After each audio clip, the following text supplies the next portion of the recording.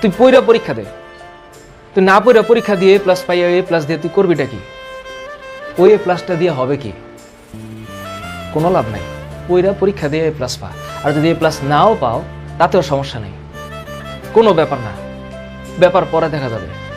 Sir বুয়েটে chance পাবো না, ইউনিভার্সিটিতে ঢাকা ইউনিভার্সিটিতে চান্স পাবো না, ভালো কথা, ঢাকা ইউনিভার্সিটিতে সবাই এমনিও চান্স পাবে না। বাংলাদেশে যদি 20,000 ধরো যে 1 লাখ গোল্ডেন এ প্লাস পায়, ধরো তো 1 লাখ কি বুয়েটে চান্স পাবে? আর বুয়েটে চান্স না পেলে কি ওদের জীবন শেষ হয়ে যাবে? চিল, লাইফটা অনেক বড়, সাকসেসের কোনো ল্যান্ডমার্ক নাই, কোনো ল্যান্ডমার্ক নেই। হ্যাঁ, বুয়েটে চান্স পাইলে জীবনে সাকসেসফুল হওয়ার মানে গতানুগতিক সামাজিক ব্যবস্থায় সাকসেসফুল হওয়ার পসিবিলিটি বেশি।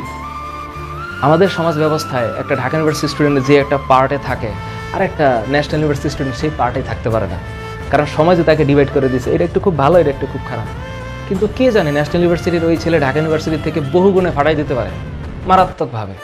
কোথায় গিয়া কি হয়ে যাবে ঢাকা ইউনিভার্সিটি স্টুডেন্ট টেরও পাইতে না পারে। এখন ঘটনা হচ্ছে আমরাই আসলে এখানে ডিভাইড করে ফেলছি। হ্যাঁ, ইনস্টিটিউশন ম্যাটার। ভালো স্টুডেন্ট ভালো জায়গায় পড়বে, ভালো জায়গায় স্টুডেন্টই ভালো হবে, সত্য কথা। ইনস্টিটিউশন ফ্যাক্টর, কিন্তু ওই স্টুডেন্টই ওই ইনস্টিটিউশনই একমাত্র সলিউশন না, আরও সলিউশন আছে জীবনে। এটাই মাননীয় শিক্ষামন্ত্রীর একটা ভিডিও আমার পেজে আছে, আমি সেখানে কমেন্টগুলো দেখি, এক একজন ফাটাই ফেলতেছে, আরে দূর রাখেন এগুলো আবেগী কথাবার্তা, এইসব এ প্লাস ছাড়াও চলবে, এ প্লাস না পেলে তো কোনো বাপ মাই তো পাত্তা দেয় না।